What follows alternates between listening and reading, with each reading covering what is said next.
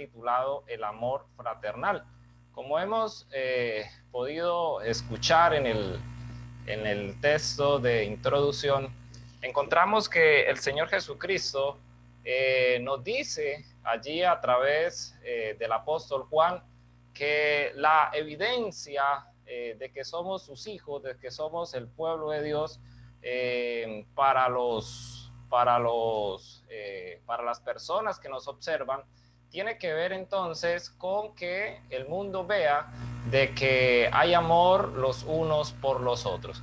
Este amor de los unos por los otros pues está denominado como el amor fraternal, ya que en la parte que se define del amor, en la parte del griego, encontramos que está el amor ágape, que es el amor hacia Dios, está el amor filial, que es el amor entre familia, pero está el amor fraternal, que es el amor entre hermanos. Nosotros en la iglesia acostumbramos a llamarnos hermanos, pero esto no puede quedar simplemente en una palabra, en una expresión, en una cuestión de costumbre, de llamarnos así, sino que debemos en verdad sentir que somos hermanos los unos de los otros en esta gran familia.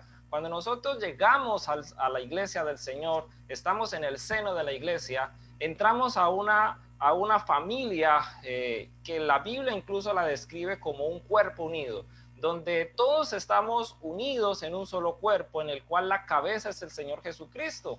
Y es importante que el amor esté allí. Ahora, el Señor Jesucristo está expresando aquí en San Juan capítulo 13 que el mundo va a conocer que somos sus discípulos, que somos cristianos, que somos aquellos que seguimos su palabra, que seguimos sus instrucciones.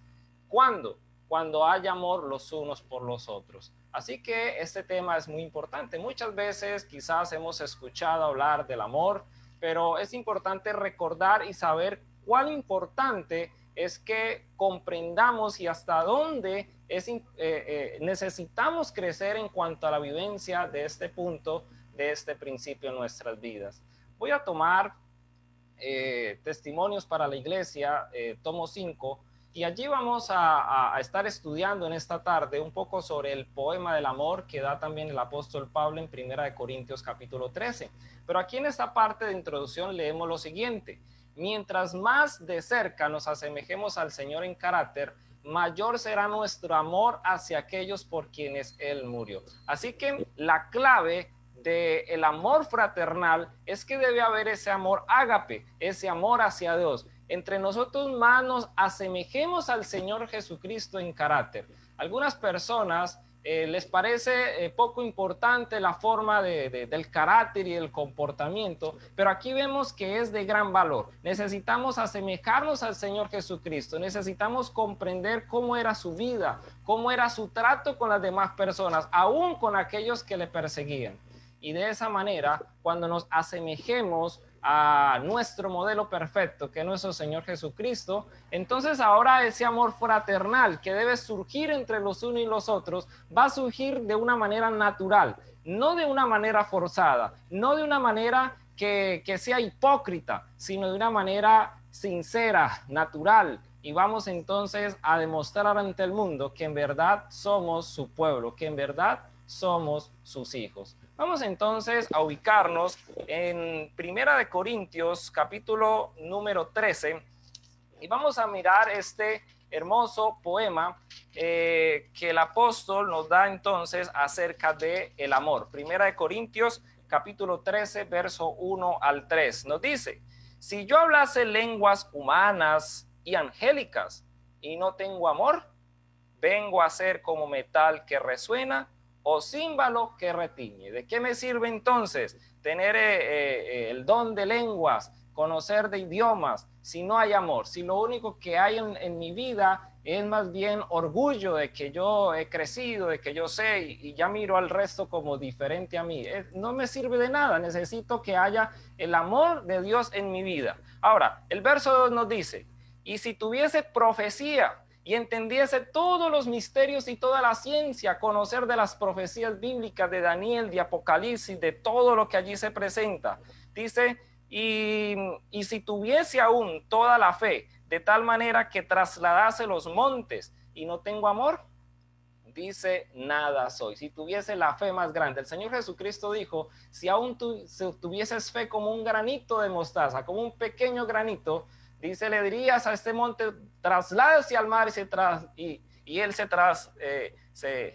trasladaría para allí. Pero aquí nosotros encontramos algo. Si hay una persona que tiene mucha fe, que traslade los montes a la mar, pero no hay amor en su corazón, dicen, de nada le sirve, nada es. El verso 3 dice, y si repartiese todos mis bienes para dar de comer a los pobres, y si entregase mi cuerpo para ser quemado y no tengo amor, de nada me sirve. Aún si diese grandes tesoros, si sus bienes, si diera grandes donativos, aún si su propio cuerpo fuese puesto allí, entonces de nada servirá si no hay amor. Ahora, la expresión o la ampliación que nos da el espíritu de profecía concerniente a esos primeros 3 versículos, vamos a leerlo aquí en la página 157 de Testimonios para la Iglesia, tomo 5. No importa cuán elevada sea su profesión, aquel cuyo corazón no ha sido imbuido por el amor hacia Dios y a su prójimo, no es discípulo de Cristo. Queridos hermanos, es importante que nosotros analicemos nuestra vida. El tema de la salvación no se da en una situación de un cúmulo de conocimiento. No es el que más sepa, el que más pueda argumentar, pueda mostrar textos, pueda decir allí. Toda esa parte de conocimiento es importante, y entre más nosotros cabemos la palabra del Señor, más el Señor nos va a dar. Pero tengamos en cuenta que vivimos en una era donde el conocimiento es muy amplio, y esa era se llama el tiempo de la Odisea. ¿Y cuál es la situación del laodicense? El laodicense dice, ya todo lo conozco, yo todo lo sé, soy rico y me he enriquecido y de nada tengo necesidad. Cuidado con esa situación, porque entonces podemos alcanzar una alta profesión en el conocimiento, en saber de tantos temas, el conocer de Biblia, de testimonio, pero si no hay amor real hacia nuestro Dios, hacia sus principios, hacia su doctrina, hacia lo que Él nos da, sino que se tiene como que ya en mi conocimiento yo comprendo como que eso no es tan importante, o pongo mi conocimiento por encima de lo que Dios me dice, y si aún no hay amor hacia nuestros prójimos, no se manifiesta ese amor real hacia ellos, entonces dice, no somos discípulos de Cristo. Aunque posea una gran fe y aunque tenga el poder de hacer grandes milagros, de todos modos, sin amor su fe no sirve de nada. Podrá manifestar gran liberalidad, pero si reparte sus bienes para alimentar a los pobres, impelido por otro motivo que no sea el amor genuino, su obra no lo hará creador del favor de Dios. En su celo podrá hasta encarar la muerte de un mártir, pero si carece de oro del amor, Dios lo consideraría como un fanático engañado o como un hipócrita ambicioso. Mire hasta dónde va esto. Hay personas que para que los miren, para que los halaguen, para que la gente le diga, uy, este sí es importante, uy, mira este cómo colabora. Entonces hacen grandes obras delante de los hombres para que la gente los aplauda, bravo, es que este hermano sí, no, es que si este hermano no estuviera en la iglesia no andaría, no, es que este sí, y eso es lo que los anima a impulsar. Pero ¿de qué sirve todas sus obras? ¿De qué sirve todas sus donaciones, como dice allí? E incluso habla de que muchos pueden entregar sus cuerpos, como dice el apóstol, para ser quemados, pero ¿cómo lo considera Dios si no hay ese amor genuino? Si no se está haciendo por el amor a las almas, si no se está haciendo porque verdaderamente se siente impulsado por el Espíritu Santo, como un fanático engañado o como un hipócrita ambicioso. Tenemos que examinar nuestras vidas, mis queridos hermanos. ¿Qué nos motiva? ¿Qué nos motiva a nosotros a adorar al Señor? ¿Qué nos motiva a nosotros estar en este momento escuchando su palabra? ¿Qué nos motiva a nosotros a estar en este momento recibiendo las horas sagradas? No puede ser otra cosa más, sino el amor que tenemos o sentimos hacia nuestro Salvador. Y ese amor hacia nuestro Salvador va a ayudar o va a producir amor hacia nuestro prójimo. Vamos a mirar el siguiente versículo, el verso número 4.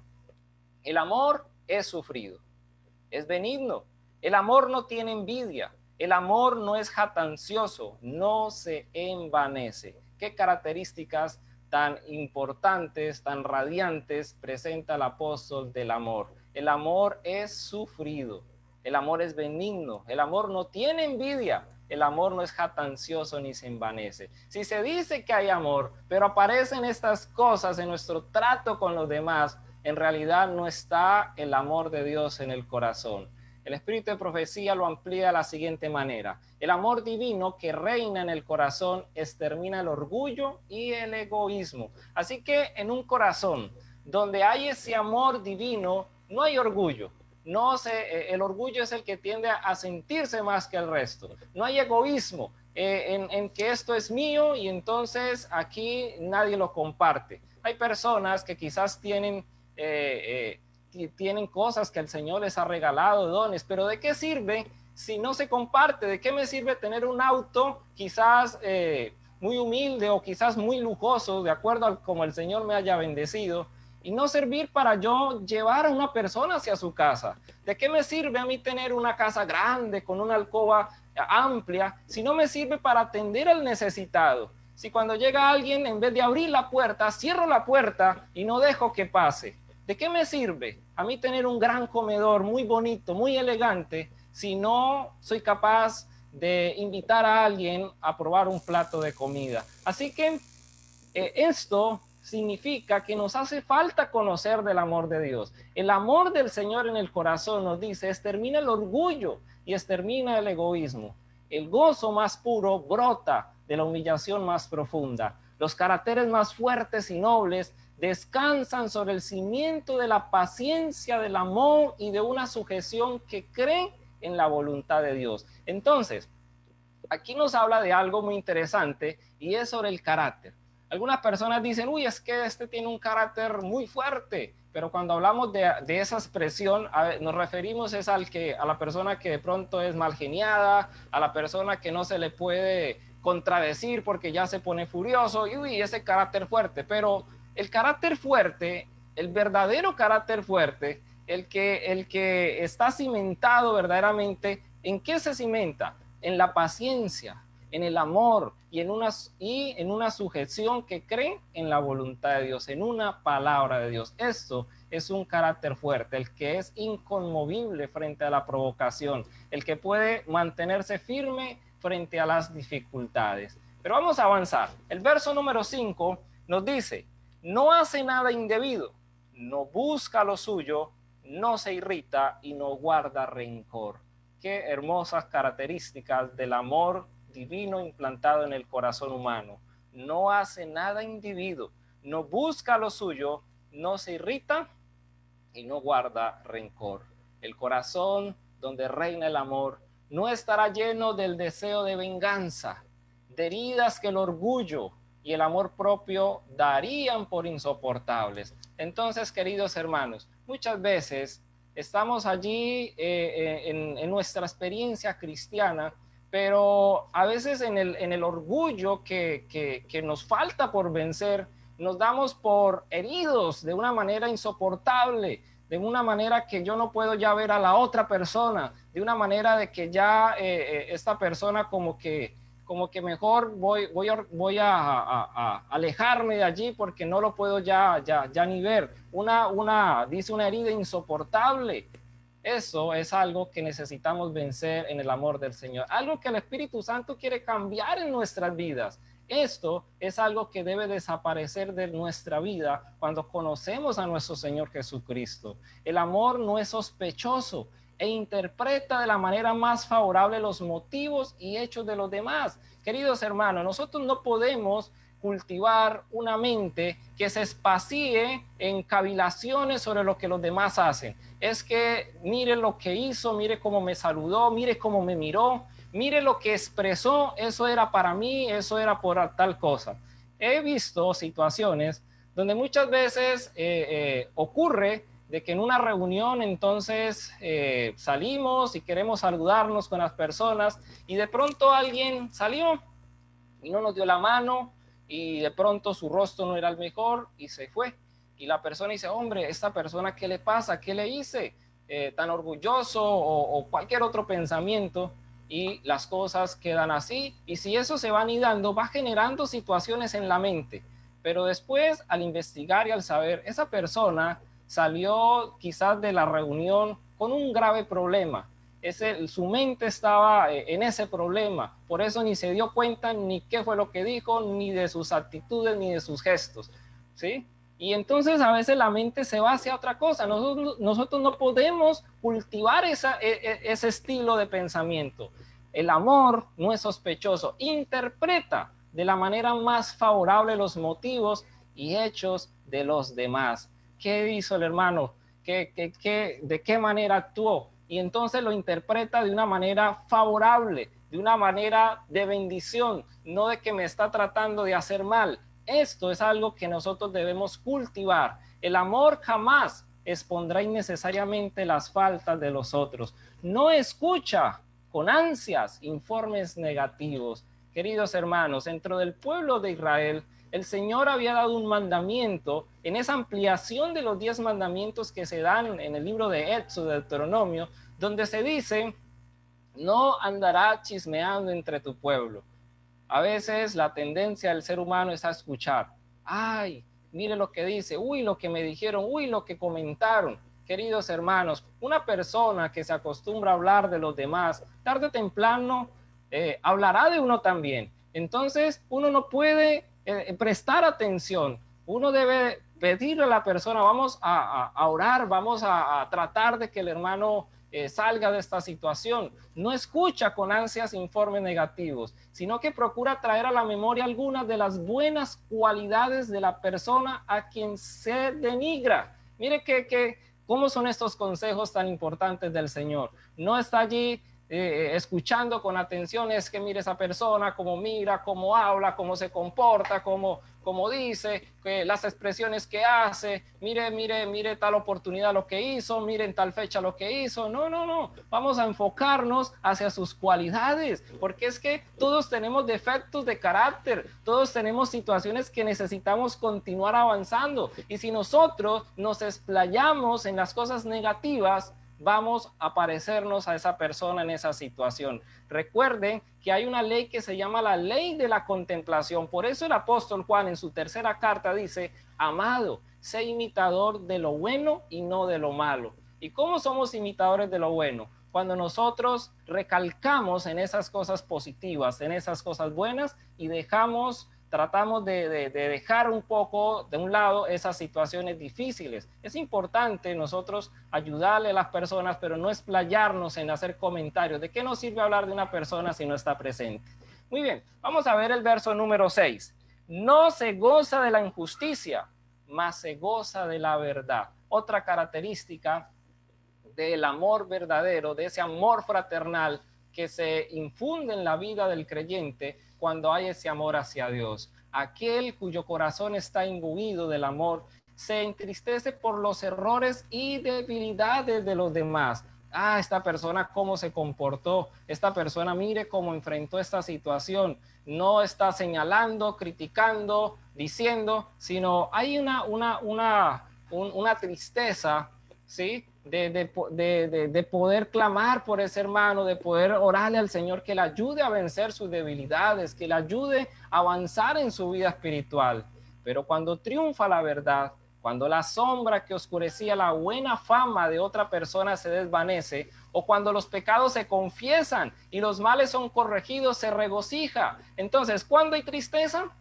Cuando se cometen errores y cuando hay debilidades muy marcadas en una persona, hay tristeza, no un señalamiento, no una cuestión de crítica y decir, no, con esta persona no me quiero juntar, no, yo mejor con esto sí. No, es el poder clamar al Señor, a ayudarle a ese hermano a través de la oración. ¿Y cuando hay alegría? Cuando entonces las cosas positivas se resaltan, cuando se hay un cambio de vida en este aspecto. Muy bien, vamos a mirar el verso número 7.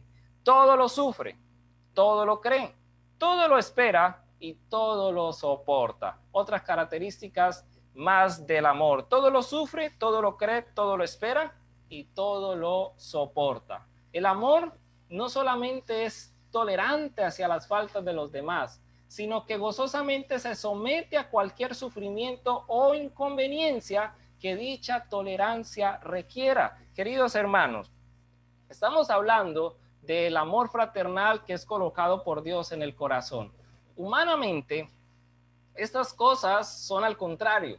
En una mente carnal, en una mente alejada de Dios, que yo tenga que tolerar y fuera eso, entonces ahora tengo que sufrir por culpa de esa persona. No, yo no soy capaz, yo no soporto eso, no, es que me vi denigrado, es que yo me fui, yo fui echado por tierra, mi reputación, mi vida, es que fui grandemente herido. No, aquí dice ser tolerante hacia las faltas de los demás, ¿sí? Así como quisieran que, como queremos, nos gusta que nos traten cuando de pronto cometemos alguna falta, hemos de ser tolerantes. Y ahora, no solamente tolerante, esto es algo muy profundo que para experimentarlo necesitamos en realidad conocer a nuestro Señor de manera personal, conocer la esencia del Evangelio, y es que no solamente se debe tolerar, sino que cuando hay ese amor verdadero, dice gozosamente se somete a cualquier sufrimiento o inconveniencia que dicha persona,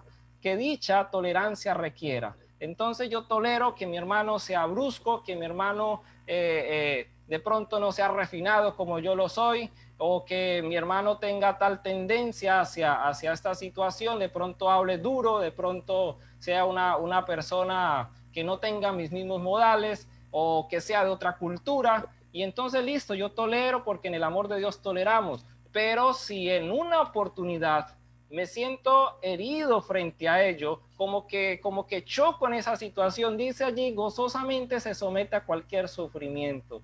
Muchas veces uno encuentra que esto es totalmente contrario. Muchas veces cuando nosotros lo predicamos, pero cuando lo vamos a la experiencia, suele ser difícil, pero en el amor del Señor y con la ayuda del Señor, estas cosas son posibles, porque en un corazón transformado, en un corazón donde se asemeja al carácter de Cristo, todo lo que estamos leyendo en 1 Corintios 13 sobre el amor es una realidad. Y recuerde que el mundo sabrá que somos los hijos de Dios si estas cosas se manifiestan entre nosotros. De lo contrario, podemos ser muy estrictos en muchas áreas, ¿sí? Podemos nosotros guardar el sábado comprendiendo que es la señal de Dios, pero si nosotros nos falta este punto tan importante del Evangelio, entonces no estamos haciendo las cosas como realmente deben hacerse. Vamos a mirar el verso número 8. El amor nunca deja de ser, pero las profecías se acabarán, cesarán las lenguas y la ciencia acabará. Allí se mencionaba de que alguna persona podía hablar en lenguas, podía conocer las profecías y explayarse en ellas y tener la habilidad de presentarlas por aquí, por allá, ¿cierto? Saber de ciencia, pero eso ¿qué pasará un día? Eso va a pasar, pero el amor va a perdurar, porque el amor tiene que ver con el carácter, y el carácter es lo único que llevaremos al cielo. Jamás va a perder su valor. Es un atributo del cielo. Como tesoro precioso puede ser llevado por el que lo posee a través de los portales de la ciudad de Dios. Así que es importante trabajar sobre esa área. Decirle al Señor que nos transforme, que esos frutos naturales de la carne, que donde está involucrado el orgullo, el egoísmo, la avaricia, el pleito, la contienda, todo eso se ha quitado de nuestras vidas y se coloca el fruto del Espíritu Santo, que es ¿qué?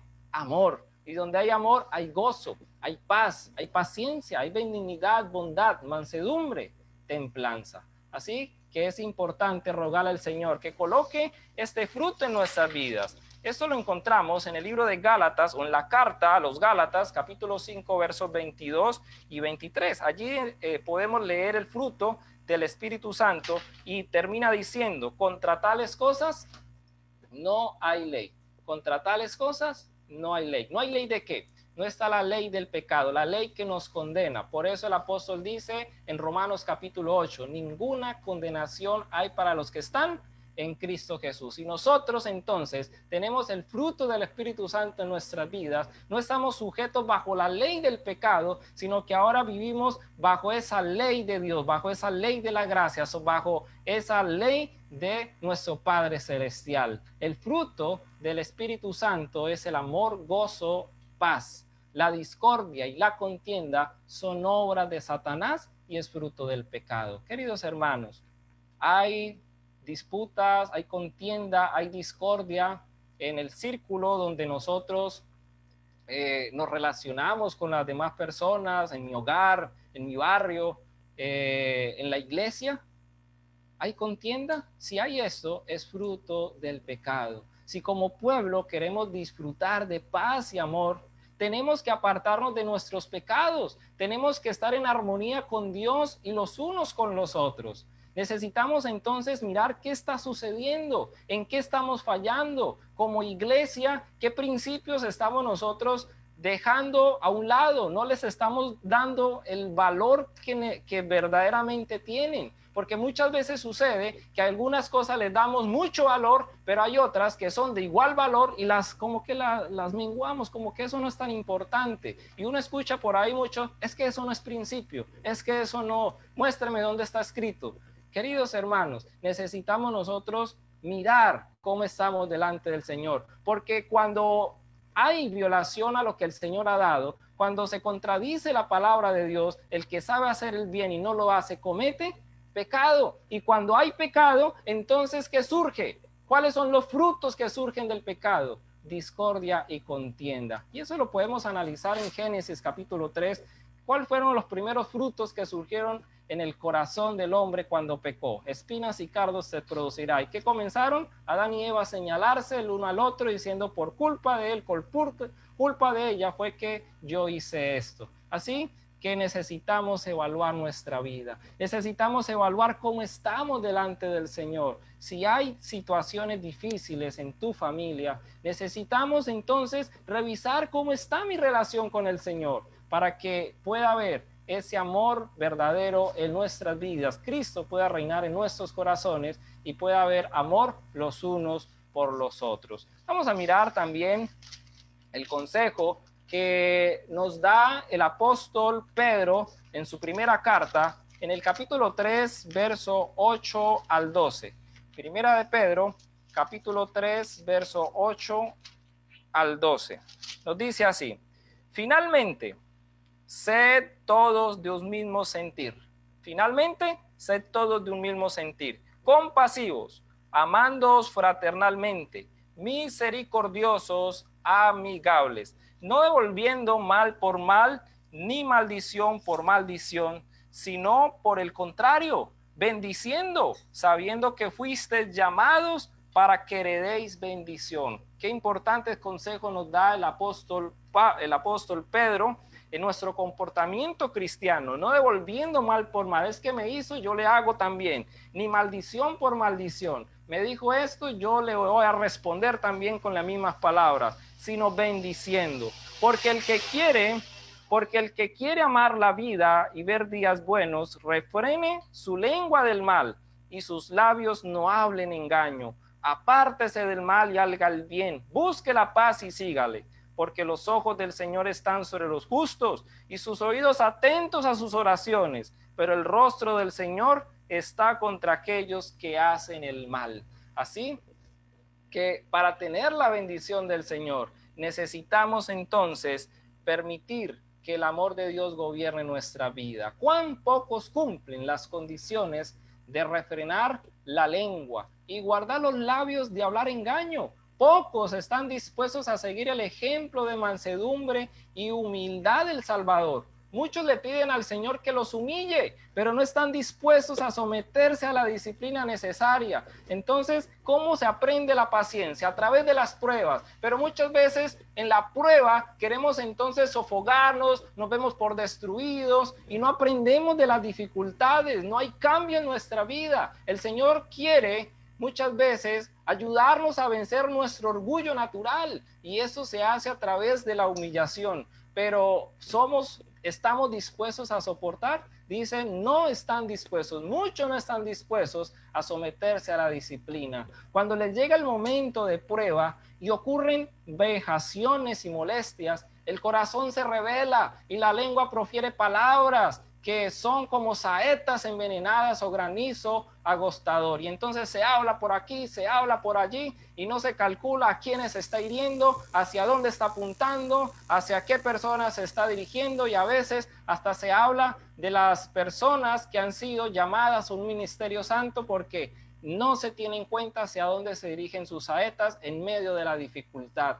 La maledicencia es una maldición doble que recae con mayor peso sobre el que la practica que sobre el que presta oído. Entonces, se maldice, se dicen cosas por allí, se reniega contra Dios, pero es tanto una cuestión que afecta al que oye, pero al que lo dice, ¿lo afecta cuánto?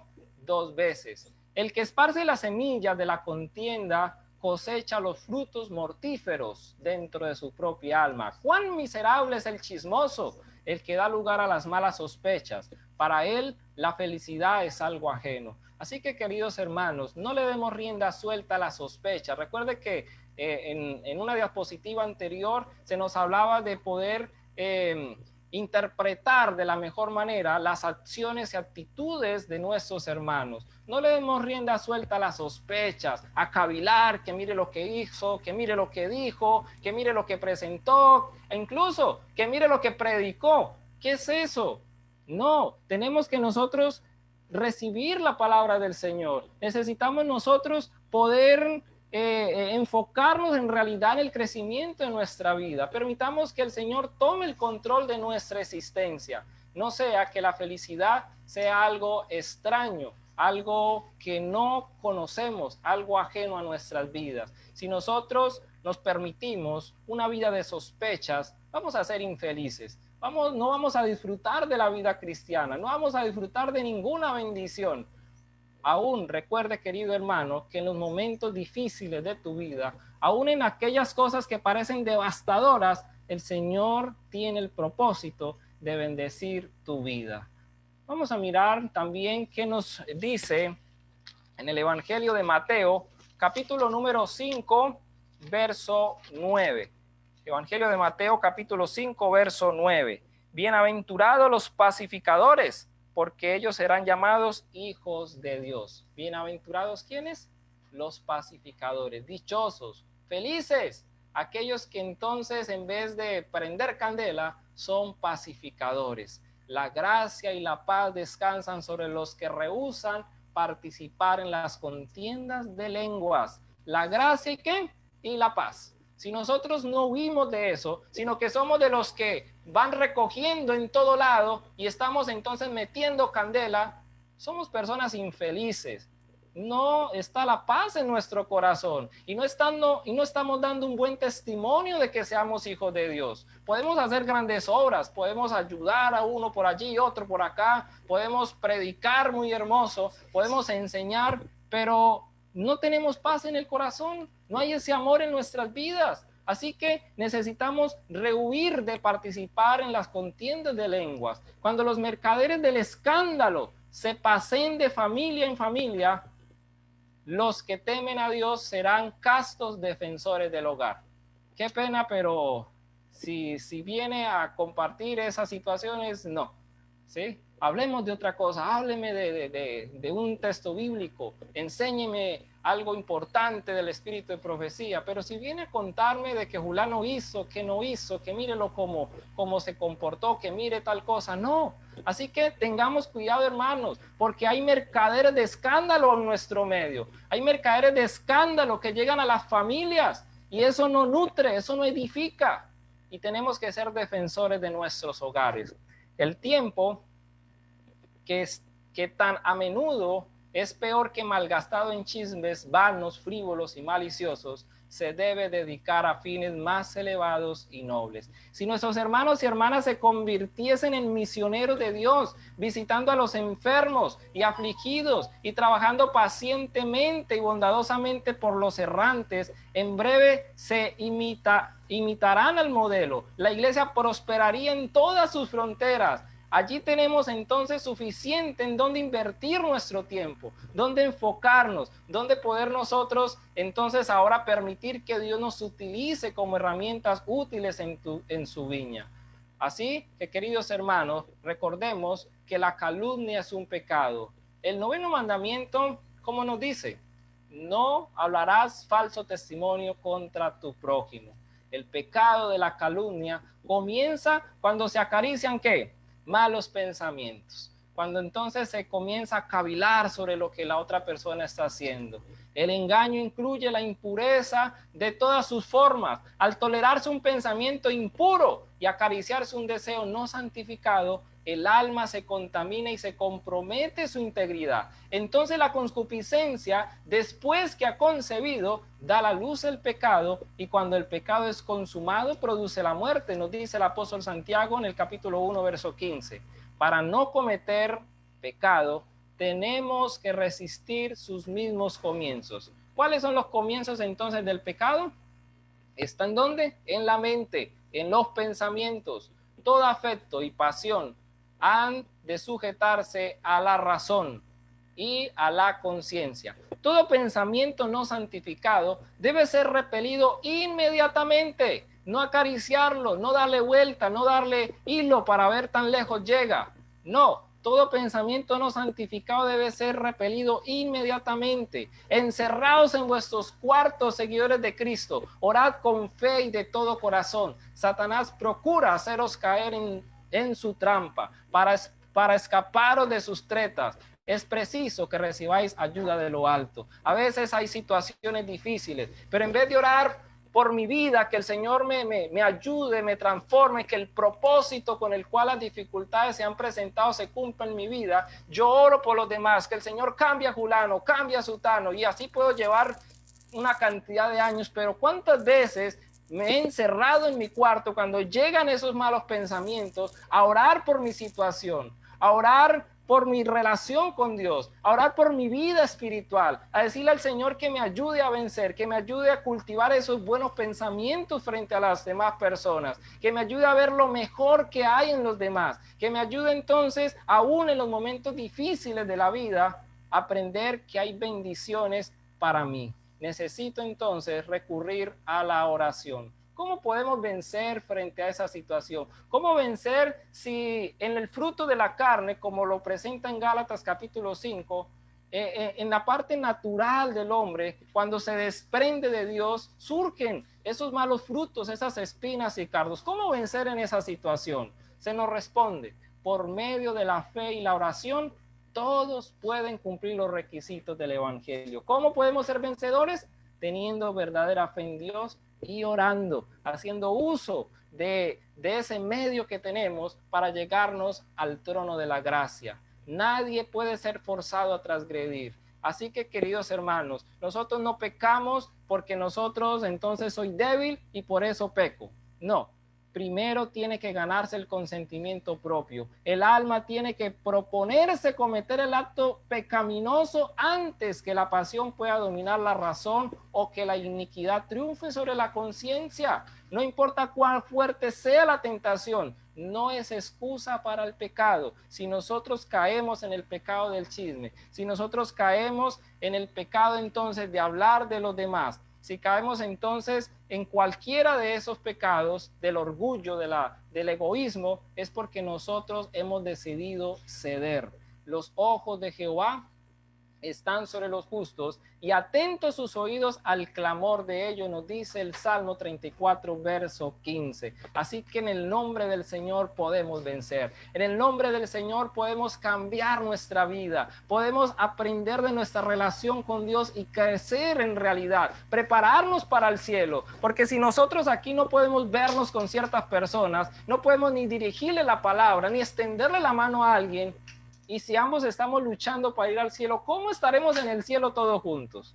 Queridos hermanos, necesitamos aprender a convivir aquí con Dios, convivir aquí los unos con los otros para estar un día con nuestro Señor Jesucristo. Alma tentada, clama a Jehová, arrójate indefensa, indigna sobre Jesús y reclama su recompensa pura. El Señor escuchará. Él sabe cuán fuertes son las cuán fuertes son las inclinaciones del corazón natural y brindará su ayuda en todo momento de tentación.